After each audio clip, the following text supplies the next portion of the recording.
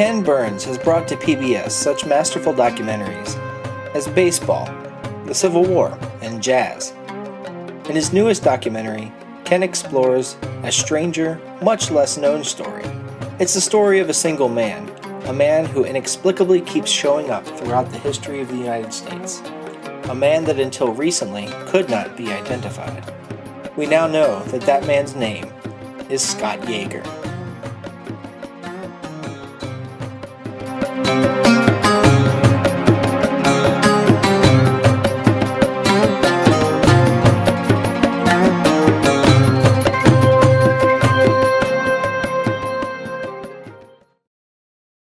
July 3rd, 1776.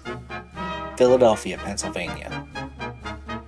Days of debate have finally resulted in the pending acceptance of a Declaration of Independence from the rule of England and its king. Thomas Jefferson of Virginia has been set to the task of writing the document that was moments away from being signed by the delegates of the 13 colonies present. This moment would forever alter the course of world history. One of those delegates had deep concerns, though.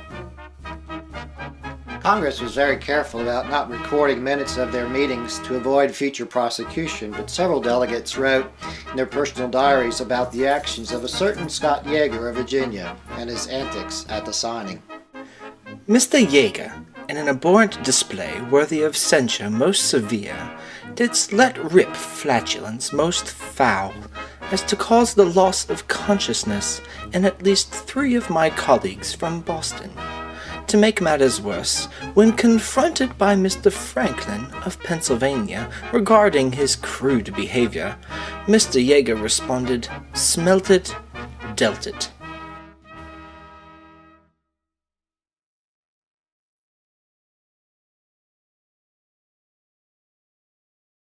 The war had dragged on for 3 long years.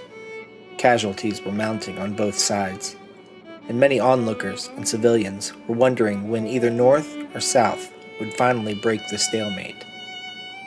Lee's Army of Northern Virginia was determined to make inroads into the North, with a daring march on Gettysburg. President Lincoln was losing faith in his generals and was faced with a decision. Lincoln knew that the choice of general would matter greatly to the outcome of the war. He narrowed it down to 3 men: George Meade of Pennsylvania, John F. Reynolds, also of Pennsylvania, and Scott Yeager of Virginia. Lincoln had originally been keen on giving the post to Yeager, but did not take kindly to being repeatedly punched in the arm by Yeager after looking at his hand forming a circle at his waist.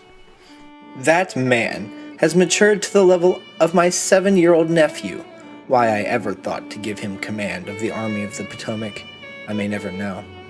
I must develop much better judgment of character. Abraham Lincoln.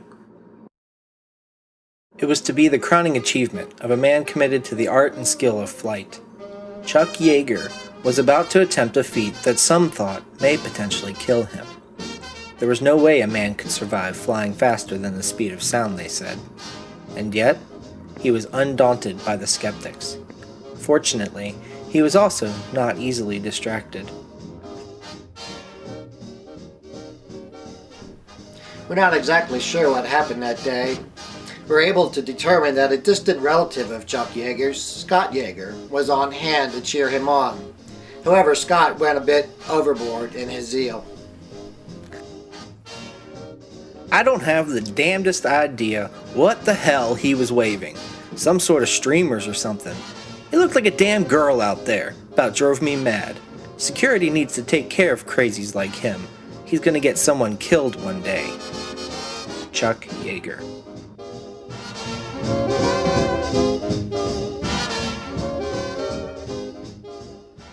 I'm gonna step off the limb now. That's one small step for man, one giant leap for mankind. It was an achievement that in the course of human history perhaps goes unsurpassed in magnitude. Man had escaped the boundaries of Earth and set foot upon another world. Neil Armstrong, Buzz Aldrin, and Michael Collins soared into the sky, away from Earth, and landed ever so gently upon the surface of the moon. Their footprints, a legacy. Their words, immortal. But unknown to most, they discovered once upon the moon that they were not alone. In fact, they were not even the first to land. How he was able to survive without oxygen. Scott Yeager's presence on the moon still confounds NASA. He claims that he was playing his guitar while watching the news coverage of the Apollo 11 flight. He got so excited and played so fast that he took off at supersonic speed. That man was on drugs. Neil Armstrong.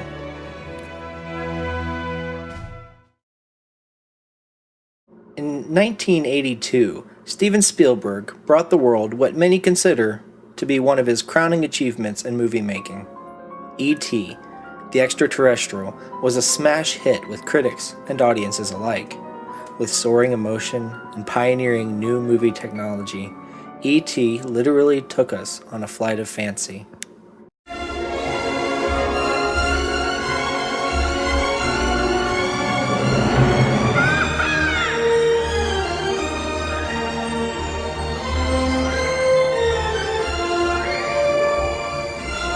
Don't crash, please.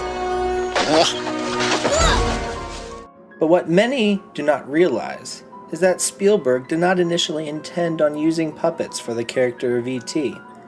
He instead initially conceived of a race that looked quite similar to the humans of Earth.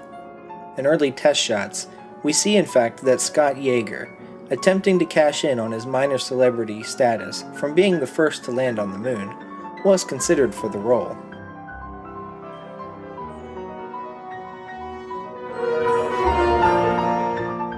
Coming in July to PBS, Yeager, a mystery man revealed.